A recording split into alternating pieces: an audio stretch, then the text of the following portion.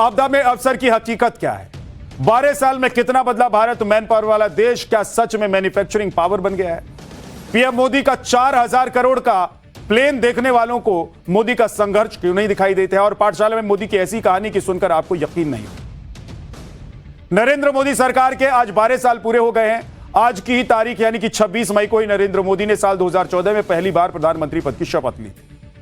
लोग थक जाते हैं, लोग सिस्टम से आदी हो जाते हैं, लोगों के काम करने के तरीके पर सिस्टम हावी हो जाता है। लेकिन हैरान करने वाली बात यह है कि पीएम मोदी के रूटीन में, काम करने की लगन में और देश के लिए एक एक पल खपा देने वाली उनकी इच्छा शक्ति में रत्ती भर कहीं कमी दिखाई नहीं देती। इसका सबसे ताजा उदाहरण अभी हाल ही में हुई पीएम मोदी की 5 देशों की विदेश यात्रा थी, जिसे पीएम मोदी ने लगातार 6 दिनों में पूरा कर दिया था। पीएम मोदी कैसे अपने एक एक मिनट का हिसाब रखते हैं, इसी से जुड़ी आज एक ऐसी मोदी स्टोरी सुनाऊंगा जिसे सुनकर आपको मोदी लुक के पीछे की वजह भी पता चल जाएगी। जब पीएम मोदी कहते हैं कि 56 इंच का सीना, तो विपक्ष उन पर तंज कसता है, ताने मारता है, मजाक उड़ाता है। लेकिन पिछले 12 सालों में ऐसे कई मौके आए हैं जब पीएम मोदी ने कहकर नहीं बल्कि करके साबित किया है कि वो वाकई 56 इंच का सीना रखते हैं, जिसमें कड़े फैसले लेने का दम भी हो और दुश्मन के घर में घुसकर मारने का मादा भी।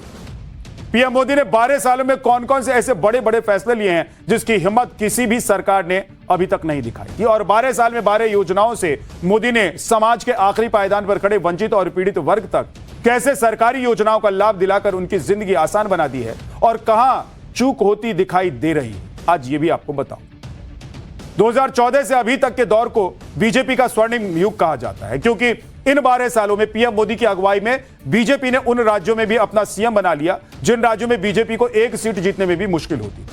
आज उस पर भी बात होगी। और आज आपको मोदी के संघर्षों की कहानी उनके एक ऐसे दोस्त की जुबानी सुनवाऊंगा जिसे सुनकर आपको यकीन नहीं हो। आप सोच में पड़ जाएंगे कि मोदी किस मिट्टी के बने हुए हैं। लेकिन पहले एक ट्रेलर आपको दिखाता। आज के ही दिन पहली बार मैंने प्रधानमंत्री के तौर पर शपथ ली थी। मैं नरेंद्र दामोदर दास मोदी ईश्वर की शपथ लेता हूं।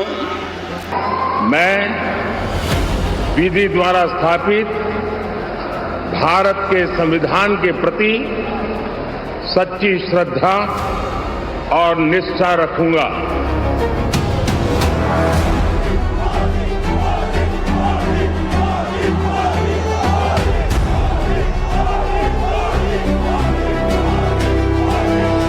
इन वर्षों में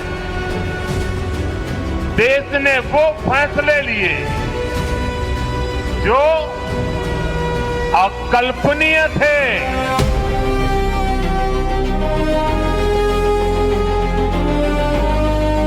आज हम 140 करोड़ भारतीय मिलकर अपने देश को विकसित भारत बनाने के लिए जी जान से जुटे हैं।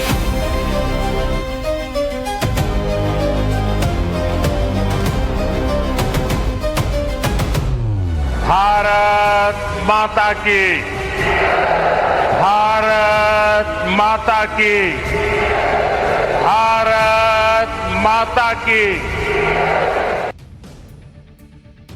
देश का एक साधारण आदमी आज पीएम मोदी को सर्वोच्च सम्मान देता है, उनके सामने दंडवत हो जाता है। किसी को भी अपनी जिंदगी में इस तरह का सम्मान आसानी से नहीं मिलता। ऐसा सम्मान खरीदा नहीं जा सकता है, यह सम्मान कमाया जाता है, जो कि पीएम मोदी ने कमाया है।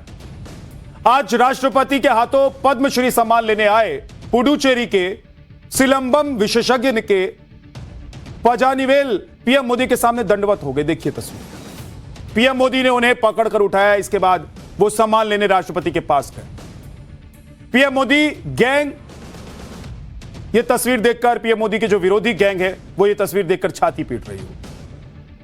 लेकिन मोदी विरोधी गैंग को ऐसा ही शौक पहले भी लग चुका है। PM Modi Papua New Guinea के दौरे पर गए हुए थे, आपको याद होगा। तब वहां के पीएम और काउंसलर ने पीएम मोदी के पैर छू लिए थे और उन्हें सम्मान दिया था। एक बार को मोदी विरोधी गैंग कह सकता है कि मोदी ने पजानीवेल को पद्मश्री दिला दिया, इसलिए वो मोदी के चरणों में लेट गए। लेकिन पापुआ न्यू गिनी के पीएम को मोदी ने क्या दिला दिया? क्या दिला दिया उन्हें तो कुछ नहीं दिया। ना वो भारत के वोटर हैं, ना वो बीजेपी के सदस्य हैं, ना समर्थक हैं। क्योंकि यही वो ग्लोबल रिस्पेक्ट है जो पीएम मोदी ने अपने सादे जीवन और अपने काम से कमाया है, जिसे आप देख रहे हैं। और यह तस्वीर देखकर तो पीएम मोदी के जो विरोधी गैंग के लोग हैं उनके कलेजों पर सांप लौट जाए, क्योंकि मोदी दुनिया के इकलौते ऐसे नेता बन गए हैं जिन्हें 33 अंतर्राष्ट्रीय अवार्ड मिल चुके हैं। अभी 15 मई को जब वो 5 देशों के दौरे पर गए थे तो साथ में 3 अंतर्राष्ट्रीय सम्मान लेकर लौटे। तो आप देखिए कि जिन देशों और अंतर्राष्ट्रीय संगठनों ने पीएम मोदी को सम्मान दिया है वो क्या सोच कर दिया होगा, पीएम मोदी ने उनका कौन सा फायदा होने वाला है या कौन सा याराना है। यह पीएम मोदी की विश्वव्यापी लोकप्रियता है और आज पीएम मोदी दुनिया भर में लोकप्रियता के जिस शिखर पर हैं वहां दूर दूर तक दुनिया का कोई नेता उनके आसपास भटकता हुआ भी दिखाई नहीं। खैर लौटते हैं आज मोदी सरकार के 12 साल पूरा होने पर।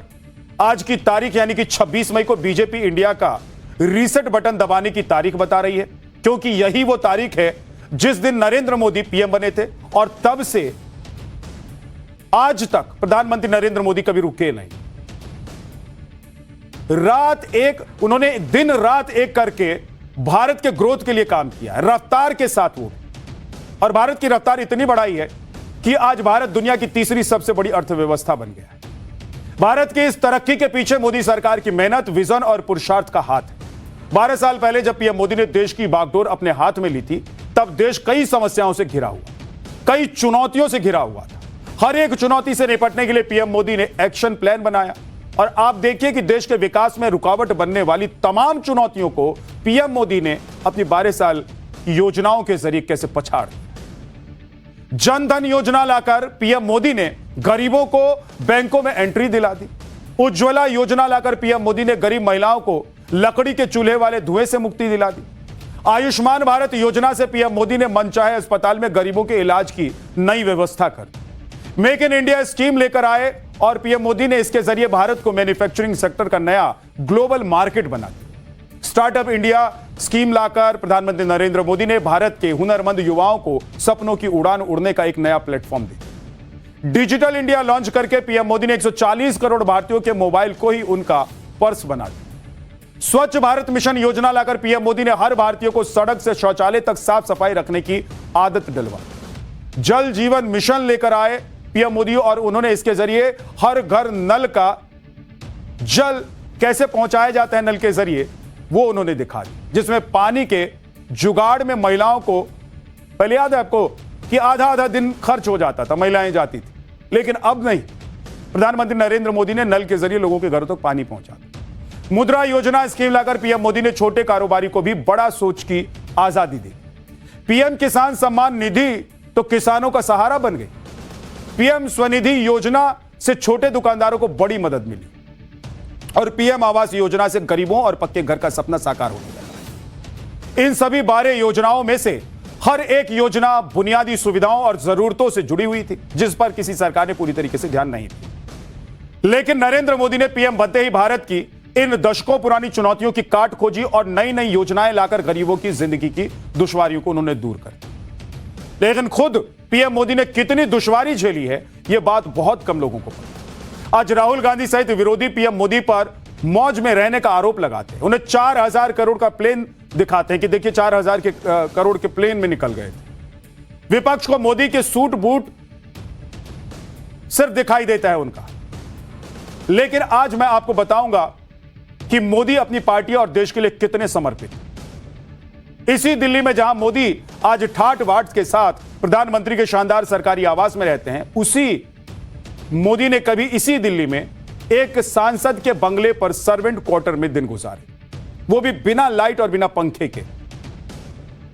यह बात जितनी हैरान करने वाली है, जितनी हैरान आपको कर रही है, उतनी हैरान मुझे भी कर रही है। लेकिन आप सुनिए कि मोदी के दोस्त रहे एक बिजनेसमैन एमएल मित्तल ने उनके जीवन के संघर्षों के बारे में क्या बताया। आपको बहुत बधाई हो, आप तो बीजेपी के सेक्रेटरी जनरल हो गए, आपके पीछे तो पूरी टीम चलती होगी, 2-4 गाड़ी चलती होगी, बढ़िया होगा। बोला नहीं मित्तल जी कुछ नहीं है, मैं तो टूटी फूटी एक ऑफिस की गाड़ी उसमें बैठ के तो आया हूँ और रहने को मैं एक एमपी के सर्वेंट क्वार्टर में रहता हूँ। एमपी के सर्वेंट क्वार्टर में मुझे लगा कि ये जो कह रहे हैं कि एमपी के क्वार्टर में रहता हूँ, मुझे समझ में नहीं आया समथिंग। तो मैंने वो एड्रेस बताया था, नाम बताया था एमपी का, तो मेरे ड्राइवर को गाड़ी को उस रोड पर गए। वहां पर तो बाद में वहां एक आदमी खड़ा था, नरेंद्र मोदी जी आ रहे थे, बोले वहां पीछे सर्वेंट क्वार्टर में है। तो गया वहां तो एक पजामा सा पहन करके, गर्मी का टाइम, न पंखा न बत्ती, पंखा, और वो लिख रहे थे छोटा सा लाइट जला करके। तो मुझे देखते ही बोले आप, उसको कहा नहीं था कि मैं आऊंगा, तो मुस्कुराए। I can not forget that. शायद आपको विश्वास नहीं हुआ मेरी बात का कि मैं एक एमपी के सर्वेंट क्वार्टर में रहता हूं, वो भी पार्टी के सेक्रेटरी जनरल है। आप ये एमपी तो आपको सब सलाम करते हैं, बोले यू आर द लीडर। तो बोले ऑफिस में आई एम द बॉस, घर में तो इन्होंने मुझे जगह दे रखी है, ये बहुत बड़ी इनकी मेहरबानी है।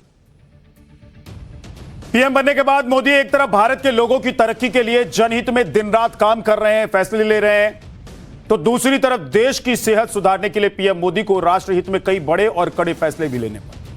ये फैसले लेने बिल्कुल भी आसान नहीं थे, क्योंकि आजादी के बाद से किसी सरकार की हिम्मत नहीं हुई थी कि इन मुद्दों का वो जिक्र भी कर।